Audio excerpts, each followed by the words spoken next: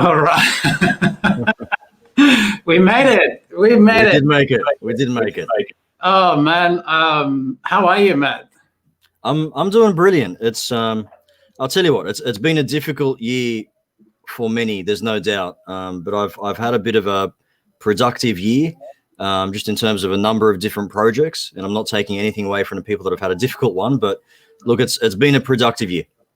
Yeah, awesome. So look, I'm usually a little bit nervous before I jump live, but today it's next level. Like, I'm really excited to have you on board. I'll give you a quick introduction if you don't mind, and then we'll go into the questions, because most of you guys know that my business got shut down on Facebook, and then I decided to go on LinkedIn. I knew nothing about the platform. I was actually scared to reply to messages on LinkedIn because I was so out of my comfort zone. And then I found Ahmed, who is one of the first people that someone else suggested me to follow on LinkedIn, to see what you need to do on LinkedIn, to do the right thing on LinkedIn. And look, we started talking, and most of what I know about LinkedIn, it's come from you, Ahmed. I'm so grateful for not only for your help, the value that you always keep delivering, the community that I got access to thanks to your help. So thanks for that, and I'm beyond honored to have you here. Welcome to the show. Thank you, brother. The pleasure is all mine. And look, what you've done on LinkedIn in a short period of time is incredible, and that's all testament to you. So you're a incredible content creator. You're amazing on video, and you do your thing. You hustle. So that's all testament to you. But I'm excited to be here. Yeah. Thanks, man. Thanks. Look, as Arnold Schwarzenegger says, I haven't done this alone. So we need help along the way, and finding the right mentors and finding the right coaches and the right peer community. It is so important. So thank you. So I've got a few questions for you, if you don't mind. Yeah, let's do it. Let me see if I can see comments here. Okay, we got Salim. Hello, Salim. So look, Ahmed, most of my network know you. Most of your network know you, but who is Ahmed Imam? Great question, and it's never an easy question to answer. It's very easy to speak about others, not so easy to speak about yourself, right? So I am what I call an edutainer. It's a combination of someone that's an educator and an entertainer. I am an ambassador. I'm an ambassador for Success Resources. I am a speaker. I am an anti-bullying advocate, and a confidence champion. I'm also just a family man. I've got a 4-year-old daughter who is cheeky as anything. I've got a 17-year-old stepdaughter, who, let's not get into that one. And I've got an amazing wife that inspires me every day. So at my core, I'm really just a family man. So I've been on LinkedIn now for the last 2 years. I've been able to build quite a large following, with a combination of content creation and community building. And I've found a real passion for it. So prior to the 2 years, I wasn't a content creator. But within that 2-year time, I not only found a passion for it, but I found a skill set in it. So that's me. Oh, that's awesome. Yeah, and I can tell that you're very good at what you're doing. So yeah, thanks, man. And one of the things that you preach a lot about is kindness, and everything around kindness, like anti-bullying and all this other stuff. And this is one of the things that, some people, you can see people that they talk, but they don't walk the walk. It is surprising, like, you've been one of the kindest persons that I found in the platform when it comes to being helpful and honoring your word. So thanks for that. Yeah, look, when I talk about it, it's very real to me, and I know a lot of people can talk about the subject, because it's a good thing to talk about for social media, right? But when I talk about it, it's very real. It comes from a real place. It comes from my previous experiences. It's my core intrinsic value. It's what I truly believe in. If you take everything away, what I have left in my values is kindness. And so for me, it's about being kind to yourself and being kind to others. But first, being kind to yourself so that you can be kind to others. Yeah. But so I appreciate your kind words anyway. Yeah, that's a great point. You need to be kind to yourself before you can be kind to others. And I think that's one of the biggest things that we all struggle with. We know how to be kind to other people, but we judge ourselves really badly. So that's a great point. Cool. So look, I know that you're always working on something exciting, and you keep announcing stuff on LinkedIn, which is great. But what is the most important project that you're now working right now? There are two things. Number one, on the 28th of November, there's a event called Masters of Wealth. It's an event presented by Success Resources. We're really proud to present it. It's going to have Tony Robbins, Robert Kiyosaki, and Dean Graziosi, and it's free. It's a completely free digital event, virtual event. So check that out. Check out my page, and you can find out how to get access to that. Another thing I'm really passionate about that I'm working on is I've been really passionate about content and helping people create content and building confidence through content.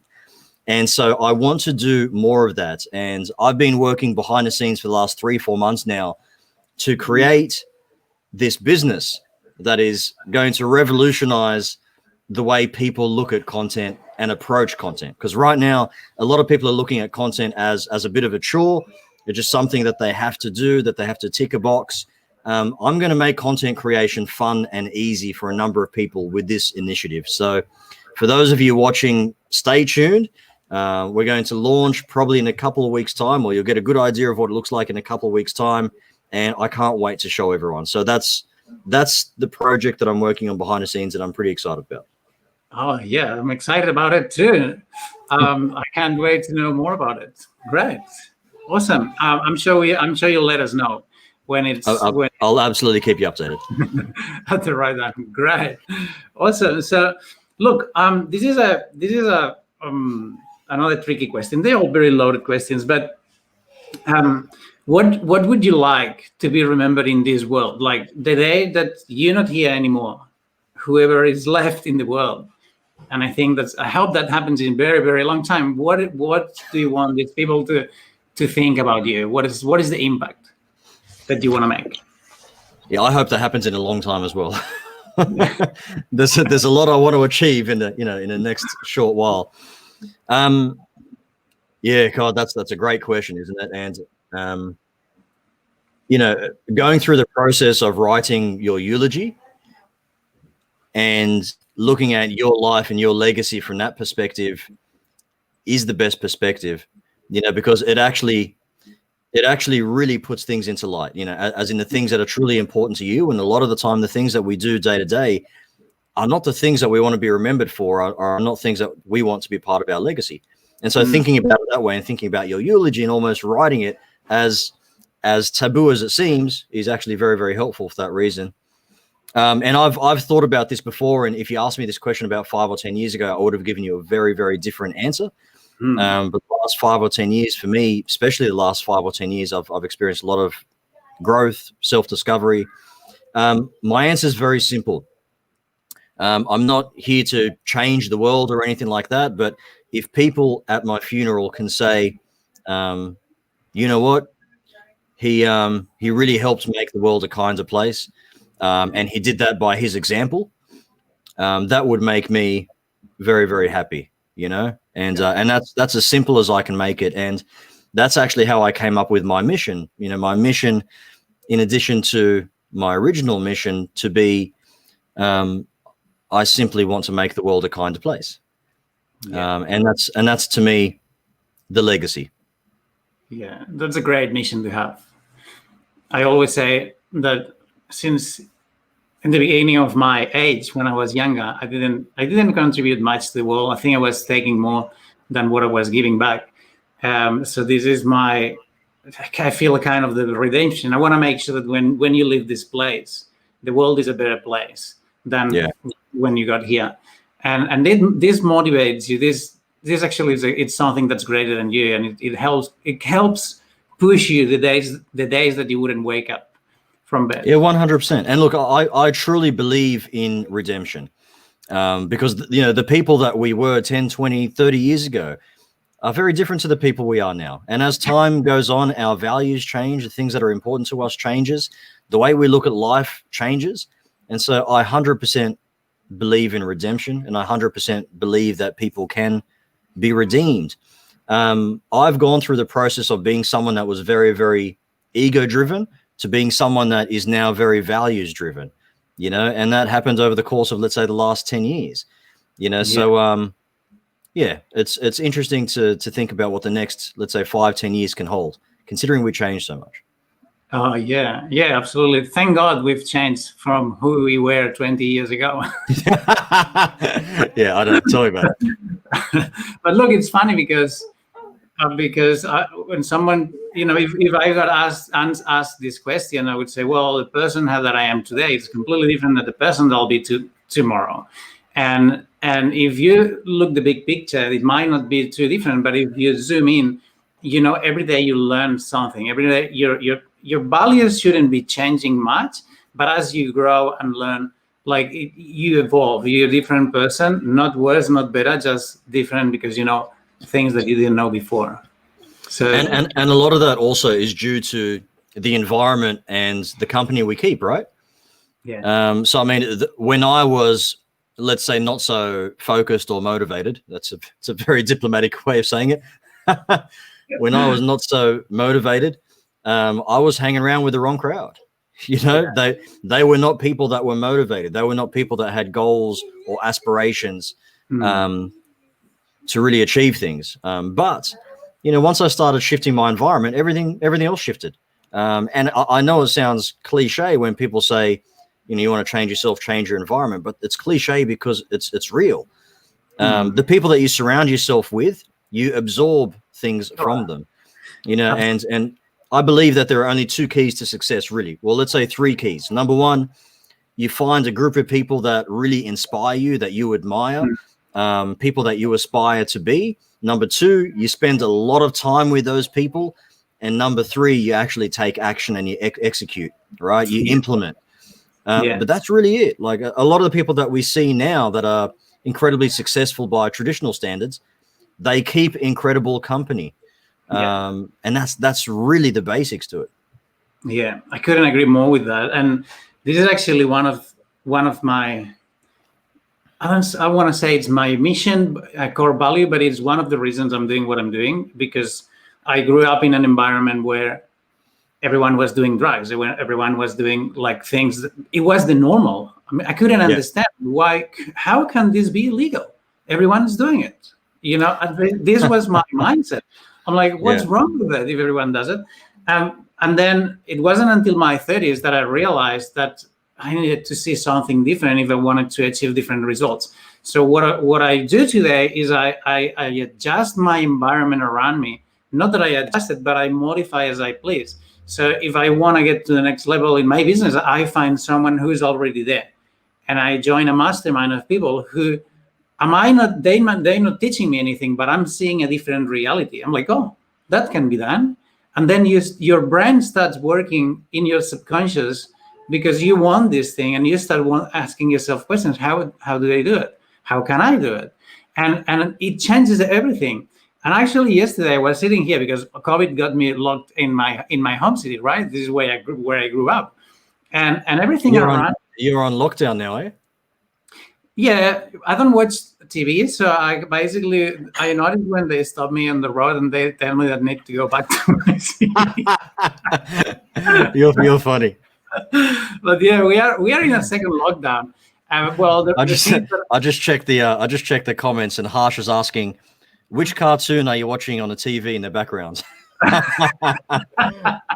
I'll tell you what, Harsh. It's called Bluey. It's my daughter's favorite cartoon. It's an Australian cartoon called Bluey. We'll drop the link. Yeah, we'll drop the link. And thank you everyone for joining. Rajiv, I saw you. Srinivas, I'm sorry if I haven't pronounced that correctly, but thank you everyone. Yeah, thank you guys for watching.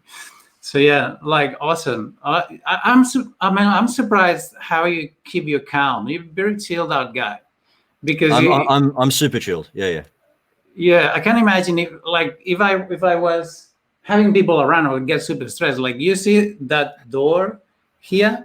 Yeah. So this usually now it's closed all the time. But I was one day doing a call with a client, and then my dad comes in because this is a house where, and there's a bathroom behind this door, and then he goes to the bathroom and he starts like peeing. I'm like, okay.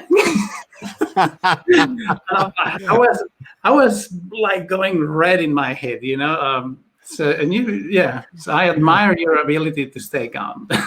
No, it's all good with me. Like, I mean, you know, there's things that are within our control, things that are outside of our control. But look, especially now, the good thing about what's happened this year is everyone kind of gets insight into your home. You know, they see more or less how you live, and it gives everyone the ability to be more human and to be more relaxed, because people have kids. You know, they know that kids watch cartoons, kids run around. You know, we're not going to be strict on that. But yeah, you know, your dad in the background is a funny one. Yeah, look, Tony Robbins, I heard him saying something once, and he said he was talking to this man, and this man had like, I don't know, 5-10 kids, something like unusual. And he's like, how don't you get stressed with all this stuff? And he said, look, I've got a very few rules. So when you don't have a lot of things and how the reality needs to be and how everything needs to be perfect, and your kids don't have to yell, then you have putting a lot of rules and you're getting a lot of stress because nothing works as it should. But if you just go with the flow, everything is easier. 100%. I love going with the flow, and I'm more or less calm and collected most of the time. It's very difficult to get me annoyed or frustrated. It does happen sometimes, and then I need some time to collect myself. But most of the time, I'm very just calm, collected, easygoing, and I love living life that way. It's a way better way to live life. 100%. 100%. Cool. So look, what is the ultimate advice, the one killer piece of advice that you can give the community, the Unstoppables and your community? The best advice that I ever received was actually by a gentleman named Wayne Dyer.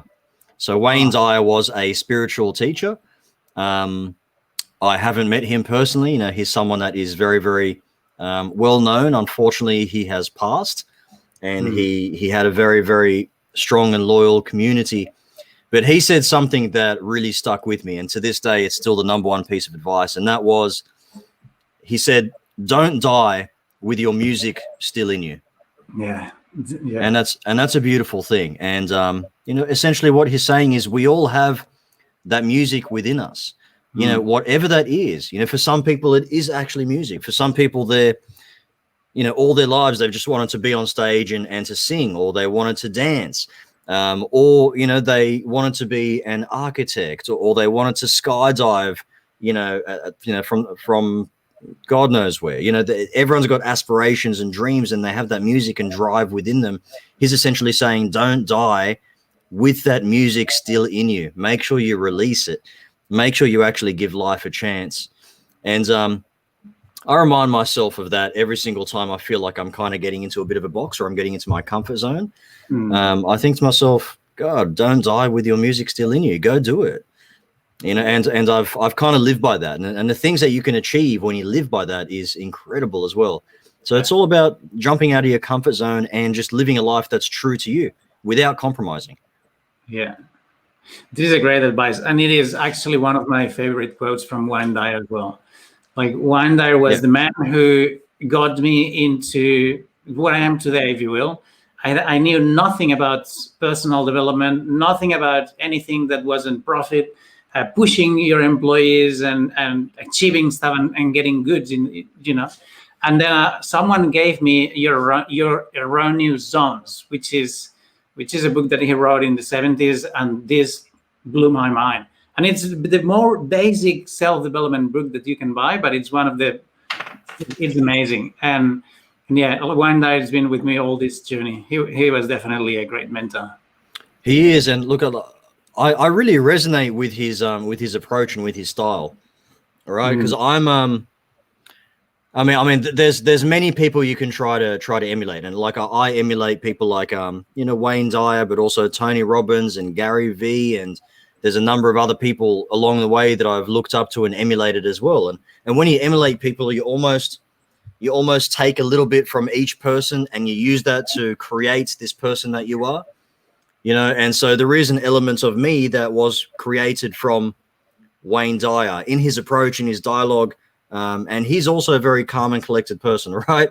But he delivers a message really well, and when he needs to, punch with that message, he does. But he's a man I've got a lot of respect for. Absolutely. Yeah. Awesome.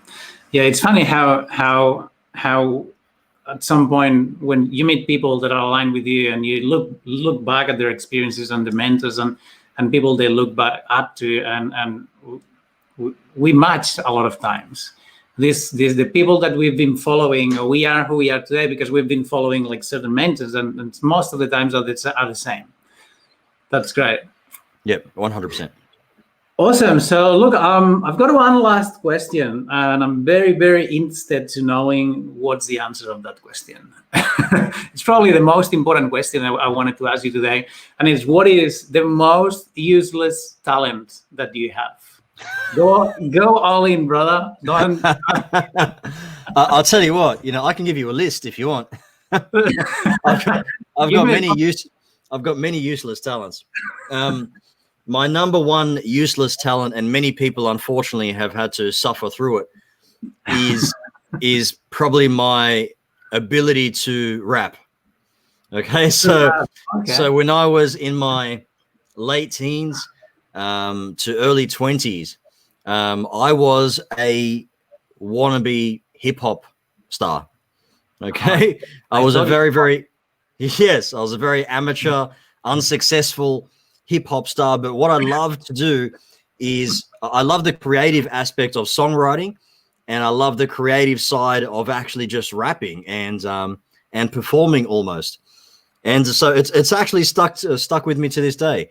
And so every now and then on LinkedIn, you might see me drop a rap video or a verse, and I don't care about embarrassing myself. It's just one of those things that I do for the sake of edutainment, right? So if I can entertain my audience in some way, I will.